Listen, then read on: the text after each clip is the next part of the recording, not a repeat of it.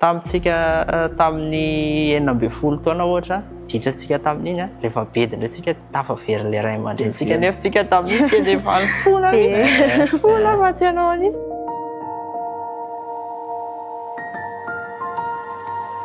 Ampifaliana indray ny ara-bananao ny tokantrano any tonga ity ny faran'ny herinandro eo nisy mamanifika fa eo ihany koa nisy miaraka amin'ny universe. Afaly miara-banao indray izahay ary amin'ity androany ity dia manana vahiny manokana isika ao anatin'ny fandinihana izay ataontsika androany dia tsy izy izany fa karina feno sy mamy irakotonirina. Zava-dehibe ny miaraka amin'izy ireo satria iresaka aloha hevitra manokana isika androany dia tsy inona izany fa ny fibebahana sy ny famelan-keloka. Amin'ity androany ity dia arak'izay niteneniko izay hoe manokana tokoa zany lohahevitra izany satria miresaka ao anatin'ilay fifandraisana iarana amin'Andriamanitra isika. Andray ohatra amin'ity androany ity hoe ny zavatra misy amin'izao vanim-potoana zao mety tsy za io fa mety ho isika tanora mihitsy. Misy fotoana efa fantatro zao mihitsy fa tsy mety ny mandaingy amin'ny ray aman-dreny fa ataonao foana aloha le izy. Misy fotoana efa fantatro mihitsy fa tsy mety ny mangalatahaka fa atao foana aloha. Misy fotoana efa fantatro mihitsy fa tsy mety ny mangalatra fa ataonao ihany le izy na dia efa fantatro ara fa tsy mety. Ny zavatra misy nefa ao aorianan'izay dia indraindray misy fanontaniana zany apetraka ao hoe raha zay zavatra efa vitako izay tokony hamaky baiboly aho fa tsy mamaky, tokony hanao an'izao aho fa tsy manao, raha zay zavatra efa vitako izay. Misy an'izany hoe Andriamanitra mamela heloka zany ve? Zay manko ilay mahatonga antsika amin'ny teny hoe fibebahana sy ny famelan-keloka tena mbola misy ve zany amin'izao fotoana izao satria anisan'ny tena zavatra mahazo ny tanora zany zay fanontaniana zay. Tena misy ve ny famelan-keloka? Ahoana ny ahafahako mahazo antoka fa voavela ny heloko? Be dia be ny zavatra efa vitako. Raha tsy handray ohatra fotsiny isika mba hidirantsika zany amin'ilay fizaran'androany dia misy tantara ao amin'ny baiboly ao satria nisy tany amin'ny 2 taona lasa tany dia nisy ny tantaran'ny zanak'Israely telo 2 taona moa zany raha marimarina kokoa. Reto zanak'Israely reto dia anisan'ny efa nivelona mihitsy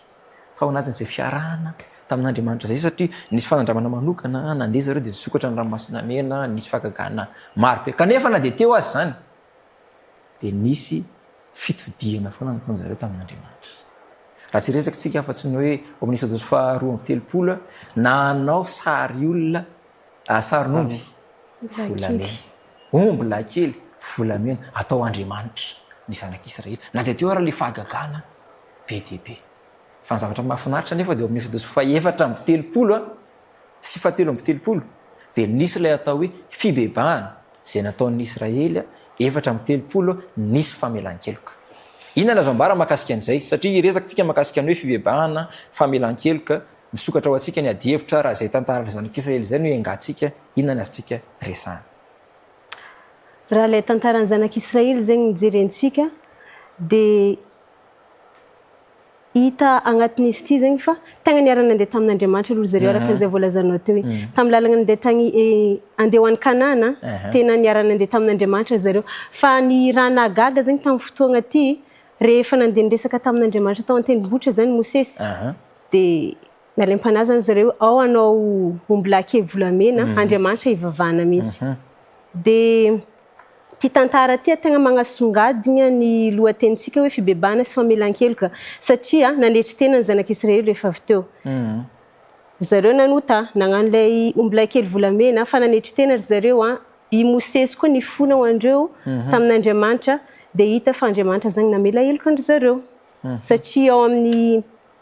Exodus 4:30 miteny mihitsy zegny Jehova hoe Jehova Andriamanitra mamindra fo sy miantra maro-po sady be famindram-po sy famarinana. Zava-dehibe ao anatin'izay zany le hoe fepetra ny famelan-keloka ny fibebahana. Raha izay tantara izay nijerevantsika hoe teo ilay fahotana tamin'ny herinao tsika efa niresaka fahotana moa zany raha marimarina kokoa dia mifampitohy amin'izay tsika androany hoe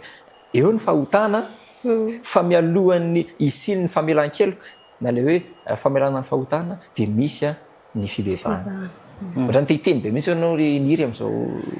ny am'izay. Iteny mahafinaritra be ilay fampidiran'ny Gaël teo hoe toetra nefa fantatsika tanorana hoe tsy mety zao atao zao tsy mety fa aleo ataotsika foana dia tiako verenana ilay baiboly any Exodus 2:3 no manamarika an'ilay tantara nanomboka eo hatrany amin'ny 4:3 kanefa tsika raha mamaky ny baiboly tena na tanora aiza na tanora aiza efa malala ny Exodus 2:20 efa voasoratra hoe aza manan'Andriamanitra hafa fa izao ihany fa teto dia ilay mbola nataony zareo ihany le izy satria zay inona no nahatonga an'izay hoe fa maninona ary tsika no mahatonga an'izay ataontsika foana ihany izy ity na efa tenenareo tsy mety any izy ity rehefa nandeha manko Mosesy dia lasa tany ambony tany Mosesy rehefa naharitraritra ny fiohanan'Andriamanitra sy Mosesy dia nitsiry ilay eritreritra tao amin'ny zanaka Israely hoe maty any ve zany ilay rangahy iny sa ahoana maty any iny dia teo zareo andao rangatsika hanomana hanao sarin-javatra ho antsika hoe io ilay Andriamanitra io ilay Andriamanitra hitarika antsika dia rehefa nanao an'iny izy zareo nidina tampoka nefa ka Mosesy ary rehefa teo Mosesy nanazera an'ilay vato fisaka avy tany amin'Andriamanitra eo zany ilay efa voasoratra tany aloha ilay izy ilay Exodus 2:20 fa io ilay ratsan-tanan'Andriamanitra amin'izay ilay noentin'ny Mosesy hoe ho ambary eo amin'ny zanaka Israely efa fantatra izy ireo ilay izy dia nanazera i Mosesy mety nisy ny fahatairana tao anaty satria tena voalaza fa tena fety be tao lanona be mihitsy tao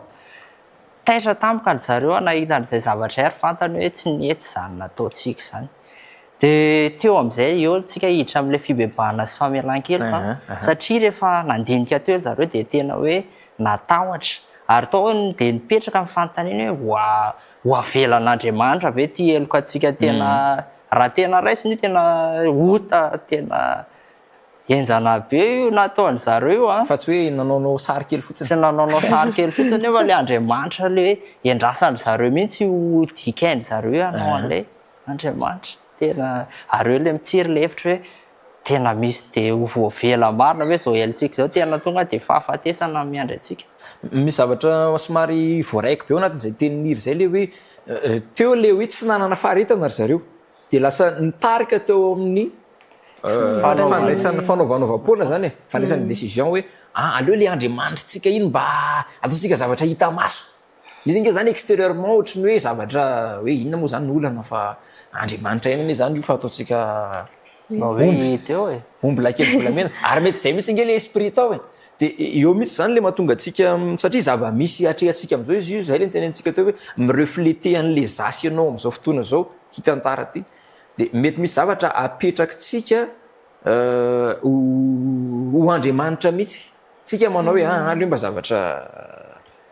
zavatra hita maso no ilay tsy faharetana nefany no mahatonga an'izay teto zao dia zavatra hita mihitsy hoe satria Mosesy ela be any aleo tsika hanao sary omby ataontsika Andriamanitra kanefa mampahery be ilay nitenen'ny Karina teo le hoe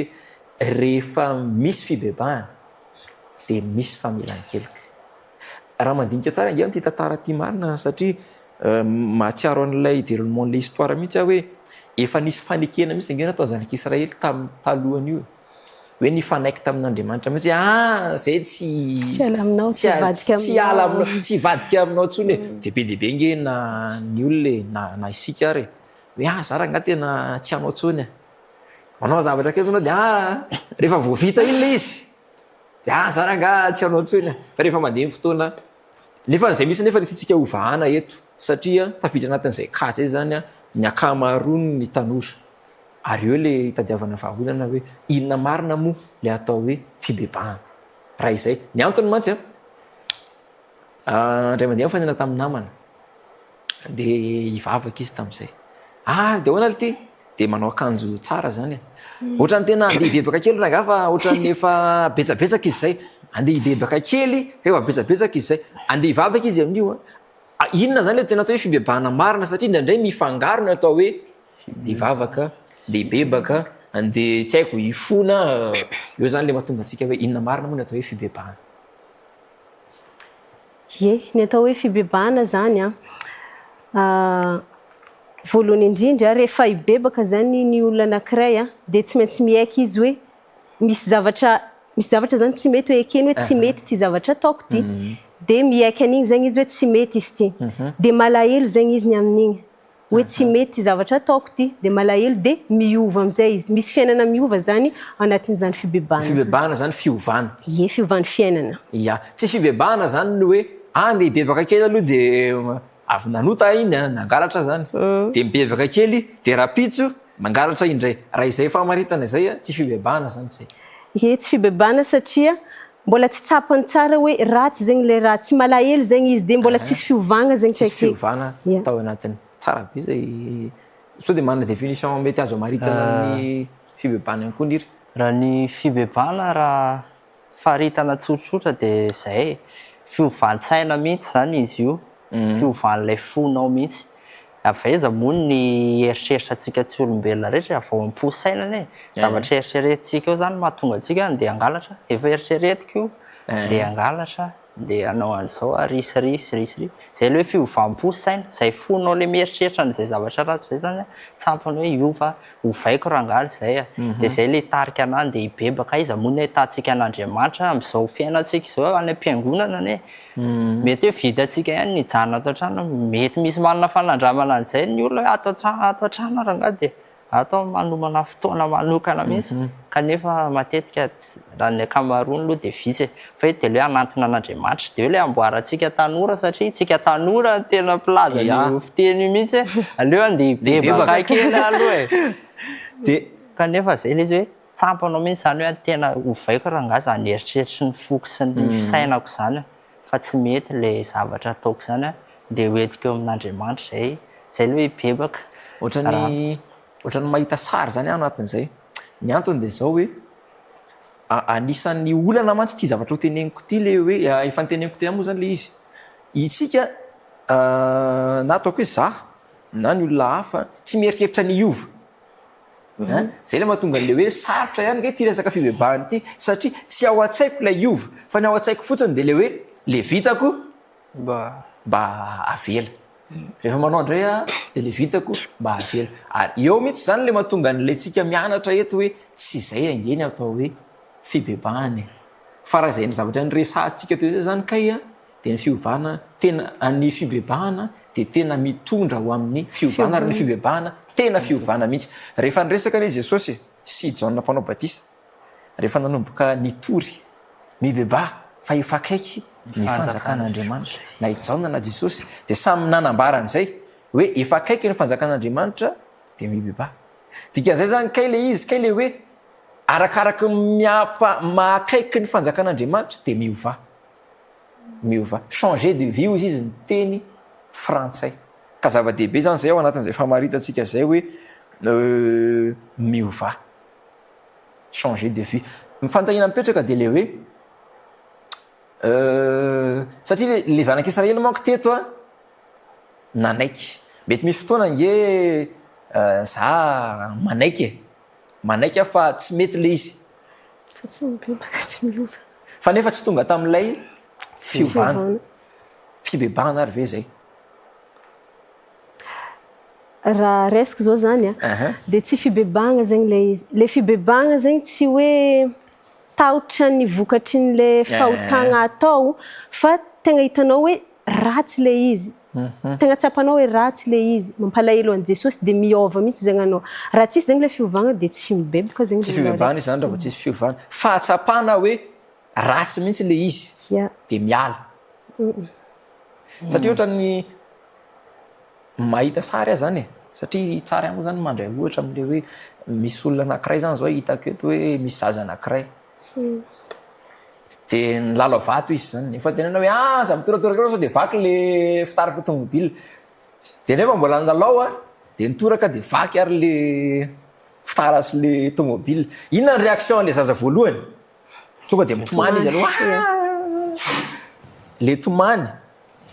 inona ny dikan'le tomany le mitomany tsy hoe za tsy anao ntsony fa mety ho cas possible ao anatin'le mitomany le hoe mba afa tonga ndadana mba maivamaivana le zavatra de mitomany aloha le réaction de eo manko tonga nametraka an'le fanontaniana satria zava-misy atrehako ane zany hoe le aloha mba mba ohatrany efa maromaro izy ato de anesorana kely aloha zay ny le ka ao anatin'le izy anesorana kely aloha zany mba tsy ho betsabetsaka le fahatezeran'Andriamanitra amiko ary tena andalovantsika le izy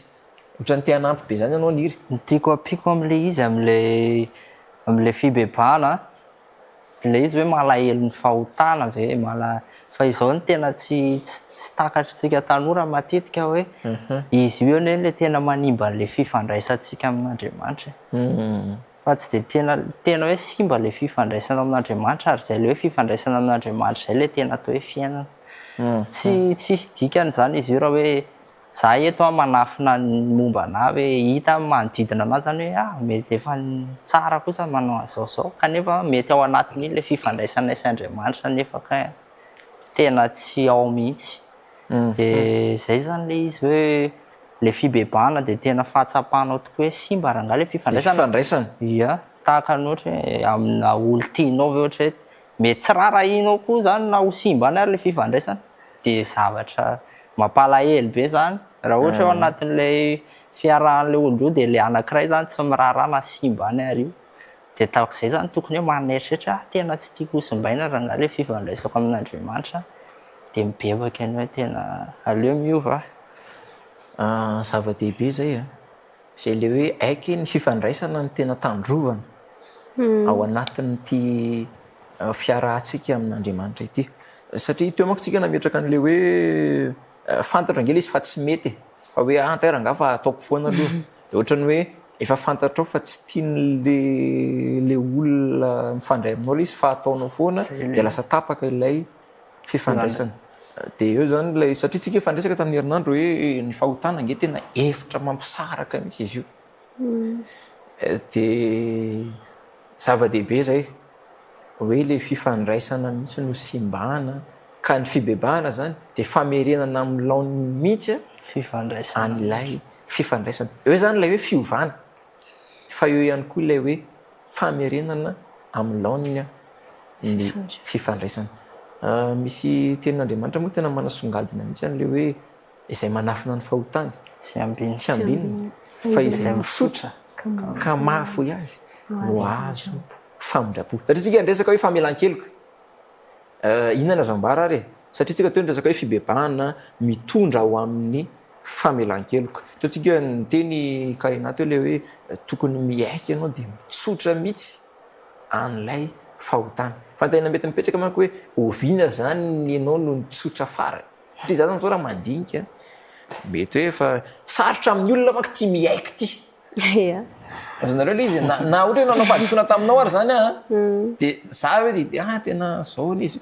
misy fotoana na de tratra mbody iomby ary ianao mbola mbola miodikodina mbola dirika ka eo zany hoe satria tsika zany mitahiran'le fifandraisana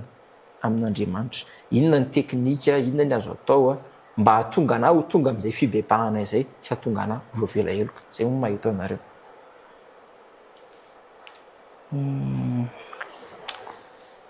mba hatonga ana zany voalohany indrindra aloha dia azavaina amitsika hoe ireo zavatra roa reo tsy afaka misaraka ireo ny fibebahana sy ny famelan-keloka somary adiny kely le famaritana ny famelan-keloka teo raha verenantsika kely izy teo raha ny atao hoe famelan-keloka de izy io asa ataon'Andriamanitra tsisy olombelona afaka manao an'io asa io Andriamanitra irery ihany afaka manao an'io asa famelan-keloka io inona nefa ny ahatonga an'Andriamanitra andeha anao an'io famelan-keloka io de ianao le hoe tonga mibebaka zany hoe zavatra roa tsy afaka misaraka zany izy io miditra ao am'le varavaran'ny fibebahana ianao mba hahatongavanao any am'le famelan-keloka de eo am'izay le fanontaniana teo ahoana ary ny tena afantarako hoe voavela ve ny eloko ahoana no afantarako hoe voavela ny eloko ao anatin'io zavatra io de tahaka ny notsika olombelona ihany ilay teny ao amin'ny baiboly hoe tahaka na lavon'ny olona ray tao amin'ny olona anankiray tahaka n'le Adama zany maty movy atsika am'izao tsy mino fa tena misy anie le fahafatesany ary tsy azotsika hazavaina izy io kanefa le teny fampanantenana tarihy hoe tahaka ny tsanganan Jesosy Kristy ihany koa de tahaka izay koa ny tsanganan'izay olona anaraka azy io le famelan-keloka io hoe tahaka an Jesosy rehefa mino ianao am Jesosy hoe mandray anao ary tena hoe anao le fiainana de tahak'izay anao le fantatrao zany hoe maro ny famelan-kely keo ary tena misy maro ny famelan-kely keo a tahakan'izay hoe nahatanteraka ny fahafatesany eo amin'izao tontolo zao de tahak'izay ihany koa ny hatanteran'izy io eo amin'ny fiainantsika tsirairay avy ary izy io de hoe io fibebana sy famelan-kely koa de tena fiainana io le tena fiainana raha raisy kely zay zavatra ny tenin'ily zay zany de le hoe raha inonao le izy fa tena hoe voavela le fahotanao de ho tanteraka aminao satria zay nge le teneniko teo hoe anisan'ny problème nge le hoe za zany raha mandinika de za efa navitan'zao mbola ho voavela ve mieliko ny fahotako mbola ho voavela ve ka zava-dehibe zay satria manindry an'ilay indresantsika teo le hoe izay mitsotraka mahafoy azy tena tsoronao misy le izy de afoy de mahazo famondrapo sy famelan-keloka inona ny nazamboaraka rina ny amin'ity le hoe famelan-keloka sy fibebahana famelan-keloka sy fibebahana ny famelan-keloka sy ny fibebahana zany a izy io tsy vitanao tegna manokana fa tsy maintsy fanahy masina zany no mampiaiky anao miteny aminao hoe tsy mety raha nataonao zao satria araka ny volazan'ny John toko 2:15 ozy izy hoe ary raha tonga izy de ampiaiky izao tontolo zao ny fahotana zany hoe zany ifanahy masina igny mibitsika ao aminao hoe ity tsy mety ty de izy mitondra anao eo ampotriny azy fijaliana de rehefa tonga ampotriny azy fijaliana anao mahita fa isaky ny anao manota iny de maratra Jesosy de igny alahelonao noho ny amin'izay zavatra miseho zegny amin'ny Jesosy de mitarika anao hibebaka am'izay ohatran'ny tiako be zay hoe izy io kay omena anao ataon'ny fanahy masina ao anatinao satria araka ilay John vakinao teo zany de tena hoe Jesosy kay tena miasa eo amintsika mihitsy mampafantatra an'ilay fahotana fa le izy ne le nresantsika teo hoe le izy ne mibitsika fa ataoko ihany fa andro amotsika de miresaka mahakasika ny hoe ny fibebahana misy antony mato henoko sy heninao izany afatra izany ary mampahery be le hoe rehefa amin'ny fotoana ampatsiahiva ny fanahy masinanao ny fahotana de ekeo zany le izy satria misy fotoana nge za zao tena mahasapan'izany mihitsy misy fotoana zany zao satria tsika miresaka eto hoe ny fahotana de fandikana lalàna misy fotoana zany tamin'ny mbola kely misy fotoana zany ianao mandeha eny an-dalana de tadidinao fotsiny hoe hay le tamin'za ohatry zao iny tamin'za mbola kely de ohatran'izao nangalam-pinana tadidinao tampoka le izy aika zany tokony hoe amin'iny fotoana iny zany ianao de efa miverina miaiky raha ohatra hoe mbola tsy tonga teo amin'ny fiekena anao tamin'iny fotoana iny satria le izy ampatsiahiva zay le tenanao zay hoe tena misy fanahy masina mampatsiahy sy mibitsika mihitsy de zay zany tiako zaraina hoe tena marina tokoa zay hoe tena ampatsiahiva ny fanahy masina anao le tsy mety afatarina anao le hoe ty ne tsy mety na ianao manao anazy ary nefa misalasala zany hoe raha vao misy zany zay zavatra zay de meteza ho fanahy masina zay zany le tena voaraiva ao anatin'le zavatra nyresahany teo ohatrany titiny kely amin'izay asan'ny fanahy masina izay matetika manko ohatrany tonga eo amin'ny tsika tanora le aleo aranga ho masimasina kokoa ho an'lehibe baka zay fanahy masina zay ve le mampatsika masina ve sa hoe ahoana zay zany tombontsoa efa mahafinaritra be le teny le tena mikarakara atsika Jesosy tiany mihitsy zany tsika hoe tiany ho tonga any fiainana mandrakizay ny olombelona izay nataony tena hoe miasa amin'ny zavatra rehetra izy tena omeny ny fanahy masina tena raha za aloha raha za manokana le Andriamanitra de mety efa reraka satria tena omeko daholo zao rehetra zao efa omeko ry fa atsika olombelona de le atsika ihany hoe aleloha andry kely an'izao arangavo izy io mantsy ohatrany manamafy an'izay le hoe aika izy io tena omena zay mihitsy le asan'ny apôstôly toko 5 andininy faharaiky amby 30 tiako vakina kely le izy mba ho azo tsara zay le hoe asan'ny apôstôly toko 5 andininy faharaiky amby 30 de ozy izy hoe izy zay nasandratry ny tanana akavanan'Andriamanitra ho tompo sy mpamonjy hanome fibebahana sy famelan-keloka ho an'ny Israely aika zany tena omena mihitsy izy io zay le tenena zay hoe zavatra tsy vitanao raha le tenentsika teo hoe raha vao za foana ane de ohatrany mbola aleoranga mbola iandro masimasina kely aloha zay fa kay le fibebahana kay zany a tena le hoe ianao am'le fotoana mibitsika de tonga de eo mihitsy ianao de ohatra mampatsiarana am'le any am'joela toko faharoa misy toko sy andininy zay nge joela toko faharoa andeha ovakitsika kely ny andininy faharoambe folo joela toko faharoa ny andininy faharoambe folo de zao ny zavatra teneniny hoe koa na dia ankehitriny aza hoy Jehova miverena amiko amin'ny fonareo rehetra satria tena araka ny tenentsika teo hoe indraindray manko za tena mitady mihitsy aleoranga aloha am'le zaly mba ohatrohatro zao iny zay ho iverina amin'ny Jehova zany fa kay zany fibebahana tena hoe amin'ny fotoana ibitsihany fanay masina eo aminao de miverena zava-dehibe ao anatin'ity le hoe fibebahana sy famelan-keloka ty de ohatra mampatsiaro ny tantaran'ny Maria zany le Maria le izy efa tratra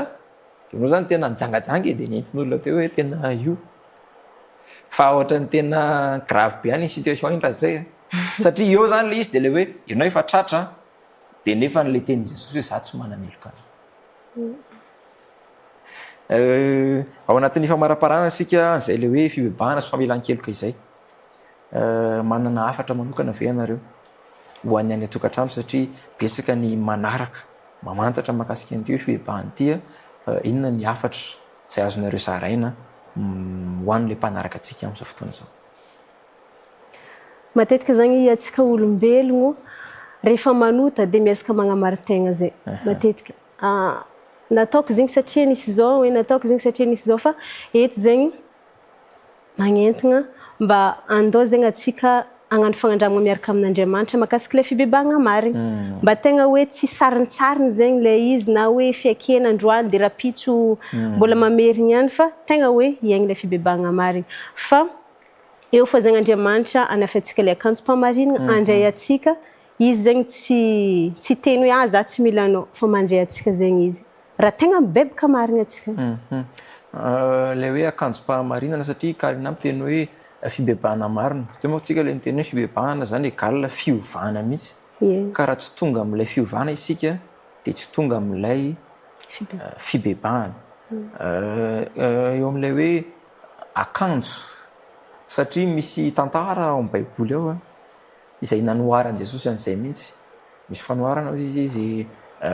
nanao fanasana ny mpanasa anankiray fa nisy olona tonga teo tsy ny akanjo an'ilay fitondra amin'ny fampakaram-bady de ohatran'izay mihitsy zany le sary voaray ao anatin'izay hoe aika zany ianao rehefa tonga amin'ilay fibebahana marina de misy akanjo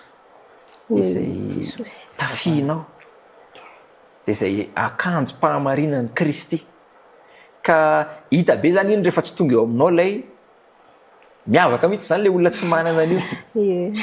ka sarotra zany midiranao amin'ny fanasana raha vao tsy manana an'izay akanjo-pahamarinana izay ianao miry ny afatra manokana amiko satria mahatanora anahy de miaina tahaka atsika tanora eo anatrehan'ity hoe fibebahana sy famelan-keloka ity aza misalasala isika tanora amin'io resaka hoe fibebahana sy famelan-keloka io matetika atsika tanora de ohatrany hoe le olon-dehibe any le fantitrantitra any hitatsika hoe tena manaraka be an'Andriamanitra tena hoe ohatrany hoe tena mametraka ny fiainany zareo amin'Andriamanitra mihitsy hoe tsapany zareo hoe efa kely sisan'ny androny fa ny tsika ohatrany hoe mbola tsapantsika hoe mbola lavidavitra mbola matanjaka tsara eto de tiako mampirisika atsika hoe aza mangatakandro amin'Andriamanitra noho ny famindrapon'Andriamanitra marina le tenen'Andriamanitra hoe mitadasika toy ny ranomasina ny famindrapoko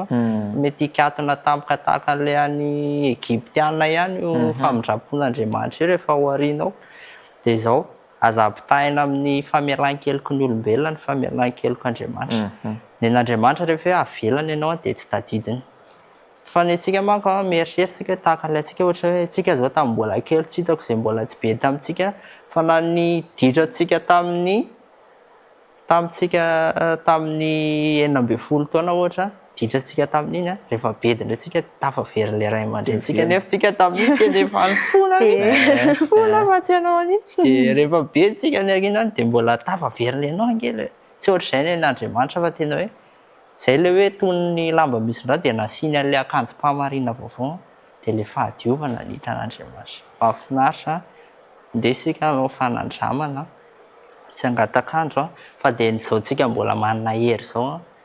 dia andeha isika hanao fanandramana. Misaotra indrindra ny amin'izay fizarana izay aty ampaherinao ny tokantrano any amin'ity androany ity satria nianatra tao anatin'izay hoe ny fibebahana sy ny famelan-keloka. Mety efa lava imbetsaka ianao, mety efa betsaka ny zavatra efa vitanao ary mety mieritreritra azy ianao hoe mba ho voavela tsony ve zany fahotako izany. Kanefa ny filazantsara tamin'ity androany ity arak'ilay Ezekiela Exodus 4:30 niresahana teo dia ilay Jesosy dia mamindra fo